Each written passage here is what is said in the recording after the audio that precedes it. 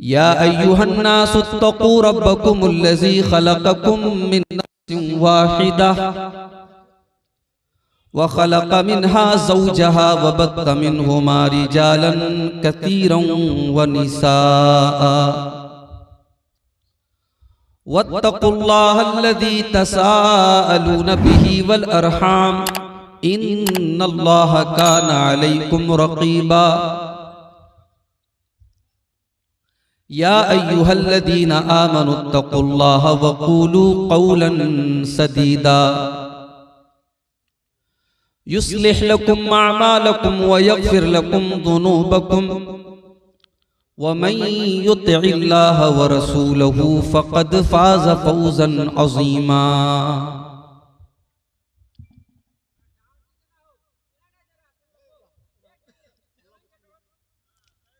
अम्मा बादु फ़इन्ना खैरल हदीथ किताबुल्लाह व खैरल हदी हदी मुहम्मदिन सल्लल्लाहु अलैहि वसल्लम व शर्रल उमूरि मुहदसातुहा व कुल्ल मुहदसतिन बिदअह व कुल्ल बिदअतिन ज़लालह व कुल्ल ज़लालतिन फिन्नार। अऊज़ु बिल्लाहि मिनश शैतानिर रजीम। बिस्मिल्लाहिर रहमानिर रहीम।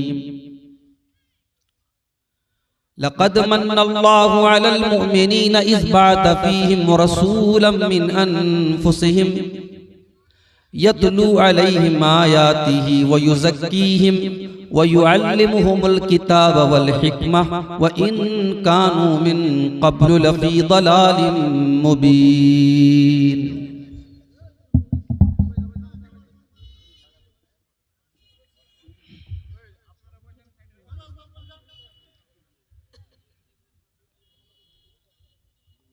हो अरब या अजम हर जगह पर गूंजता है तराना नबी का। हो अरब या अजम हर जगह पर गूंजता है तराना नबी का।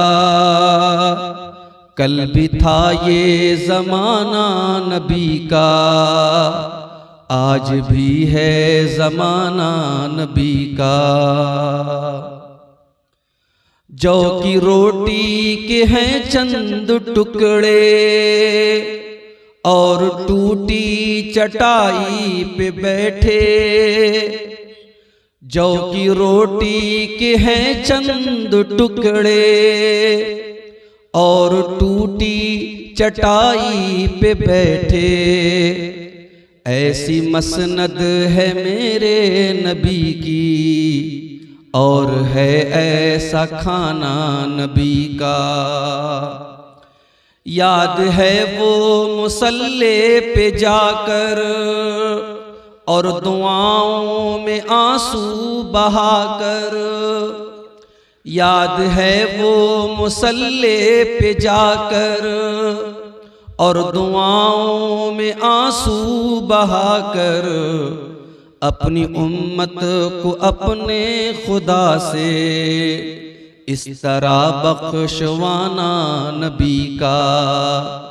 कल भी था ये ज़माना नबी का, आज भी है ज़माना नबी का। देखना है तो फूलों में देखो उनके हुस्नो अदा की नज़ाकत।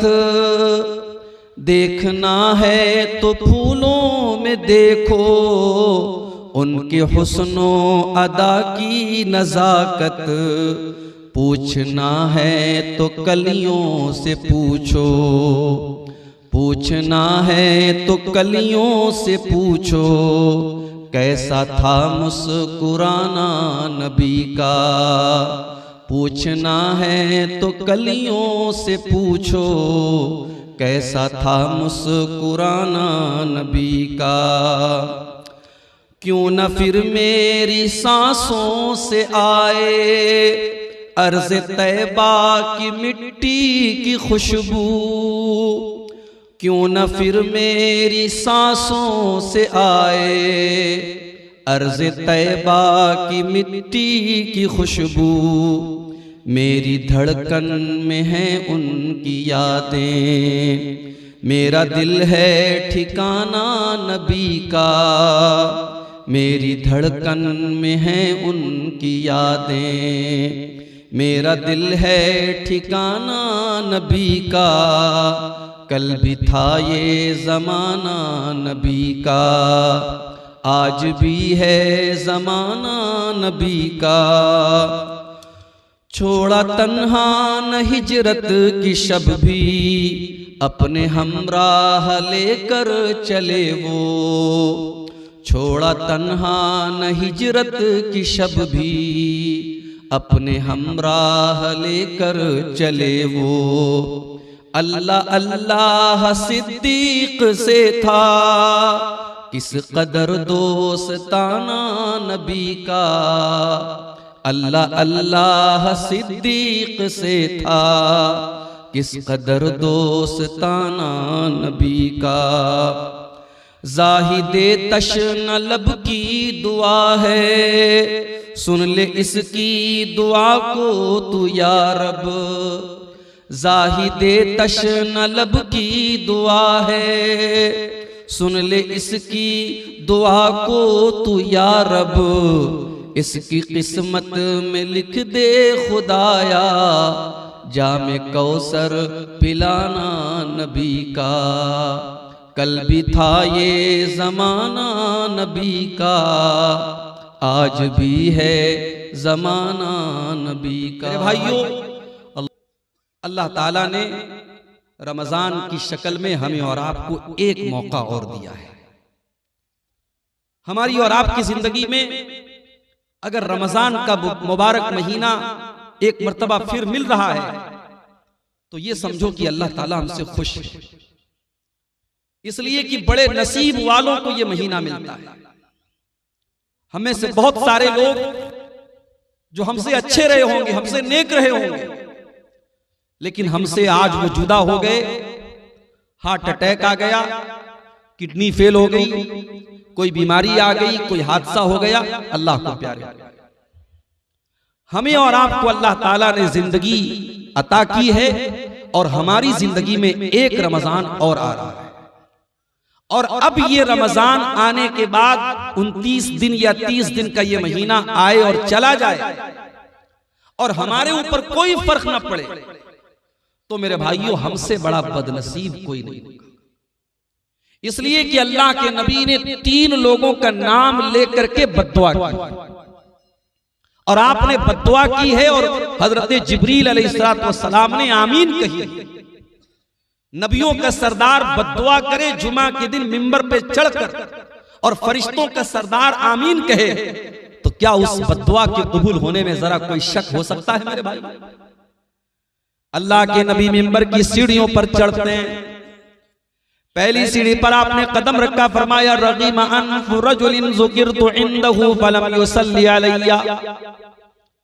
उस इंसान का सत्यानाश हो जाए, वो बर्बाद हो जाए, उसकी नाक मिट्टी में मिल जाए जिसके सामने उसके नबी का नाम लिया जाए और वो अपने नबी के ऊपर दरूद ना पड़े। इतना बड़ा कंजूस हो, इतना बड़ा बखील हो, उस इंसान के ऊपर अल्लाह के नबी ने लानत की। आपने बद्दुआ की, हज़रत जिब्रील ने आमीन का। फिर आपने मिंबर की दूसरी सीढ़ी पर कदम रखा और आपने फरमाया रगीम अनफु रजुलिन अदरक रमज़ाना सुम्मा सलख क़ब्ल अन युग़फ़र लहू।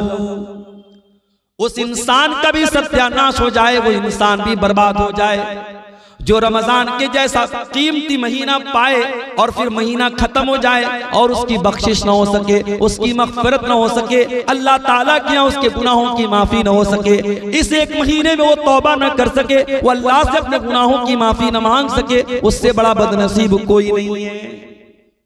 और तीसरा आदमी वरजुलुन अदरका इंदहुल किबरा वालिदाहु, जिसके माँ बाप उसको बुढ़ापे में मिल जाएं, फलम युदखिलाहुल जन्नह, और उसे जन्नत में दाखिल न कर पाए। इन 3 लोगों के लिए अल्लाह के नबी ने बद्दुआ की है और जिब्रील अमीन ने आमीन कही है। मेरे प्यारे साथियों, यही पैगाम आपको देना चाहता हूं। बड़ी कीमती घड़ियां आपको मिलने वाली हैं, इसकी कदर कीजिएगा। मोबाइल में जाया मत कीजिएगा, फेसबुक में बर्बाद मत कीजिएगा, गेम खेल करके बर्बाद मत कीजिएगा, दिन भर सो करके बर्बाद मत कीजिएगा। एक एक मिनट को कीमती समझिएगा। बहुत बड़ा मेहमान आपके पास आने वाला है, अल्लाह का मेहमान आने वाला है, उसकी कदर कीजिएगा। मेरे भाइयों, खुतबे मसनूना के बाद मैंने आपके सामने कुरान करीम की सूरह आले इमरान की एक आयत पढ़ी और उस आयत में अल्लाह ताला ने अपनी एक बहुत बड़ी नेमत का जिक्र किया है। यूं तो कुरान में अल्लाह ताला ने बहुत सारी नेमतों को बयान किया है, मगर सूरह आले इमरान की इस आयत में अल्लाह ताला ने जिस नेमत को बयान किया है, उस नेमत को बयान करके अल्लाह ने एहसान भी जताया है कि हां, हमने ये नेमत देख करके तुम पर एहसान किया। अब सवाल ये पैदा होता है वो कौन सी नेमत है? आइए कुरान खोलते हैं। सूरह आले इमरान की आयत नंबर है 164। लक़द मन्नल्लाहु अलल मुमिनीना इज़ बअथ फ़ीहिम रसूलन मिन अनफुसिहिम। अल्लाह तबारक व तआला ने मोमिनों के ऊपर बहुत बड़ा एहसान किया। क्या एहसान किया? इस बात फीहिम रसूलन, अल्लाह ने उनके बीच में एक रसूल भेजा। कैसा रसूल भेजा? मिन अनफुसिहिम, जो उन्हीं में से है। ये कहने की क्या जरूरत थी कि उन्हीं में से है? ये कहकर के अल्लाह ताला ये बताना चाहता है कि मेरे बंदो, हमने जो रसूल भेजा, जो नबी भेजा, वो कोई फरिश्ता नहीं है, वो कोई नूर की मखलूक नहीं है, वो भी इंसान है। और जिस तरीके से तुम एक माँ बाप से पैदा हुए, वो भी आमना का और अब्दुल्ला का बेटा है। तुम बीमार पड़ते हो, मेरा नबी भी बीमार पड़ता है। तुम तकलीफ में होते हो, मेरे नबी को भी तकलीफ होती है। तुम्हें गुस्सा आता है, मेरे नबी को भी गुस्सा आता है। तुम शादी करते हो, मेरे नबी ने भी शादी की है। तुम्हारे बीवी बच्चे, मेरे नबी के भी बीवी बच्चे हैं। रसूलम मिन अनफुसिहिम, वो नबी तुम्हारे ही बीच में से है। उस नबी का काम क्या है? यतलू अलैहिम आयातिही, वो कुरान की आयतों को पढ़ पढ़ के तुमको सुनाता है। वयुज़क्कीहिम, और वो तुमको पाक करता है, तुम्हें पवित्र करता है, तुम्हें गंदगियों से निकालता है, तुम्हें बुराइयों से निकालता है। कभी मौका मिले मेरे नौजवानों, सीरत की कोई भी किताब आप उठा के देख लो। नबी के दौर में मक्का के हालात क्या थे? कौन सी ऐसी बुराई थी उस समाज में जो नहीं होती थी? लोग मुर्दार खाया करते थे, लोग सूद खाया करते थे, लोग ज़िना किया करते थे, लोग कत्ल किया करते थे, लोग बेटियों को जिंदा जमीन में गाड़ दिया करते थे। हलाल और हराम की कोई तमीज न थी। बाप के मरने के बाद अपनी सौतेली माँ से बेटा शादी कर लिया करता था। औरतें जानवरों की तरह मार्केट में बिका करती थी। निकाह करने का अजीब व गरीब तरीका उनके समाज में राइज था। पर्दा नाम की कोई चीज न थी, हया नाम की कोई चीज न थी। खाने काबा का तवाफ करते थे नंगे होकर के, मादरजात नंगे होकर के खाने काबा का तवाफ करते थे। अल्लाह के घर में खाने काबा में 360 बुत रखे थे जिनकी वो इबादत किया करते थे। हज भी करते थे, तवाफ भी करते थे, लब्बैक भी पढ़ते थे, मगर देसी घी में मिलावट किया करते थे। जब लब्बैक पढ़ते थे तो क्या कहते थे? लब्बैक अल्लाहुम्मा लब्बैक ला शरीक लक इल्ला शरीकन तमलिकुहु व मा मलक। कहते थे अल्लाह मैं हाजिर हूँ, अय अल्लाह मैं हाजिर हूँ, अय अल्लाह तेरा कोई शरीक नहीं है सिवाय एक शरीक के, जिसको तूने अपना शरीक बनाया है और जिसका तू मालिक है। यानी वो अल्लाह के साथ दूसरों को शरीक भी किया करते थे। मुख्तलिफ किस्म की बुराइयां उनके अंदर थी। अल्लाह के नबी दुनिया में आए और आपने उन बुराइयों को खत्म किया।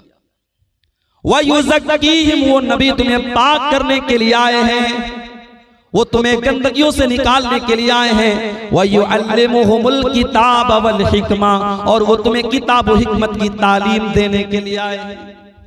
वो नबी तुम्हारे लिए टीचर बनकर के आए हैं, वो नबी तुम्हारे लिए मुअल्लिम बनकर के आए हैं। अफसोस की बात है, हमारा नबी तो टीचर बनकर के आया, हमारा नबी तो पढ़ाने वाला लिखाने वाला बनकर के आया, हमारा नबी तो किताबों हिकमत की तालीम लेकर के आया।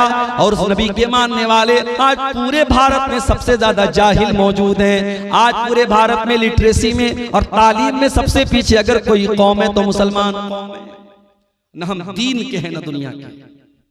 लोग समझते हैं मुसलमान के बच्चे मदरसे में पढ़ते, कहां पढ़ते हैं मदरसे में? भारत सरकार की रिपोर्ट है कि मुसलमानों के 2% बच्चे सिर्फ मदरसे में पढ़ते हैं। जो पढ़ने वाले बच्चे उसमें 2% मदरसे में पढ़ते हैं। और उसमें भी कितने ऐसे बच्चे हैं 4 साल पढ़ा, 5 साल पढ़े, उसके बाद पढ़ाई उन्होंने छोड़ी। गौर करो मेरे भाइयों, जो नबी दुनिया में टीचर बनकर के आए, पढ़ाने वाले बनकर के आए, और जिस नबी के ऊपर कुरान की पहली आयत की नाजिल हुई, इक़रा बिस्मि रब्बिकल लज़ी खलक, पढ़ो उस रब के नाम से जिसने पैदा किया। आज उस नबी के मानने वाले, उस नबी का कलमा पढ़ने वाले आज जाहिल, और जाहिल होने का ये नतीजा है कि आज पूरे भारत में जिसका जो जी चाहता है हमारे साथ करता है। अभी आपने देखा दिल्ली की सरजमीन पर नमाज पढ़ी जा रही है, और एक पुलिस वाला आता है और नमाज की हालत में नमाजियों को जूता मार रहा है। मैंने पढ़ा मीडिया में कि उसके खिलाफ कार्रवाई भी हो रही है, मगर आप ये देखिए कि नफरत किस लेवल तक पहुंच गई। मैं इसको सही नहीं ठहरा रहा हूं कि मुसलमान मस्जिद के बाहर सड़क पर क्यों सब बना रहा है, लेकिन हमें इस सवाल का भी जवाब तलाश करने की जरूरत है कि हमारे भारत में बहुत सारे त्योहार सड़क पर मनाए जा रहे हैं। हर तीसरे दिन कोई ना कोई त्योहार सड़क पर मनाया जा रहा है। अगर हफ्ते में या साल में एक नमाज अगर सड़क पर होती है तो इतना बड़ा कानून का उल्लंघन होता है कि तुम नमाजी को जूते से मारोगे। इसका मतलब ये हुआ, इस्लाम के दुश्मनों को अगर चिढ़ है तो आपकी नमाज से, उनको नफरत है तो आपके शायर से है, उनको नफरत है आपकी इबादत से, आपकी नमाज से, उन्हें आपसे नफरत नहीं है। आप इस्लाम छोड़ दें, आप उनके रंग में रंग जाएं, आप शिर्क करने लगे, आप उनके बुतों के आगे सजदा करने लगे, आप उनकी नजर में महबूब हो जाएंगे। जब तक आप नमाज पढ़ रहे हैं, अल्लाह के आगे सर झुका रहे हैं, जब तक आपके अंदर तौहीद है, आप उनकी नजर में बुरे बने हैं। हालात ये, और हम साहब क्या कर रहे हैं? हम ये कर रहे हैं साहब कि हमारी कौम नाच गाने में लगी हुई है। अभी मैं एक इलाके में तकरीर करने गया, पूरा इलाका अहले हदीसों का इलाका है। मुझे लोगों ने कहा मौलाना आप तकरीर में बयान कर दीजिएगा, यहां शादी ब्याह में ढोल ताशा बजता है, नाच गाना होता है। अहले हदीसों की बस्ती है, कुरान और हदीस पर चलने का दावा करने वालों की बस्ती है। इसी झारखंड की सरजमीन पर मैं गया था और वहां लोगों ने बताया कि हमारे बस्ती में जब शादी होती है तो नाच गाना भी होता है, ढोल ताशा भी होता है। ये हालात हमारी कौम के हैं मेरे भाई। जरा गौर करो, जो नबी हमें गंदगियों से पाक करने के लिए आया था और जिस नबी से मोहब्बत का हम दावा करते हैं, उस नबी के मकाम को कभी समझा है मेरे भाई? वयुज़क्कीहिम वयुअल्लिमुहुमुल किताब वल हिकमा, हमने तुमको जो नबी दिया है वो तुम्हें पवित्र करने के लिए, पाक करने के लिए आया है, तुम्हें कुरान सिखाने के लिए आया है, तुम्हें हदीस सिखाने के लिए आया है। व इन कानू मिन क़ब्ल लफ़ी ज़लालिन मुबीन, उस नबी के आने के पहले तुम खुली हुई गुमराही में थे। एक सहाबी अल्लाह के नबी के पास आते हैं, अय अल्लाह के नबी मैंने इस्लाम लाने के पहले बहुत सारे गुनाह किए हैं, अय अल्लाह के नबी क्या मेरे गुनाह सब के सब तौबा से माफ हो जाएंगे? आपने फरमाया अत-तौबतु तादिमु मा क़ब्लहा, तौबा से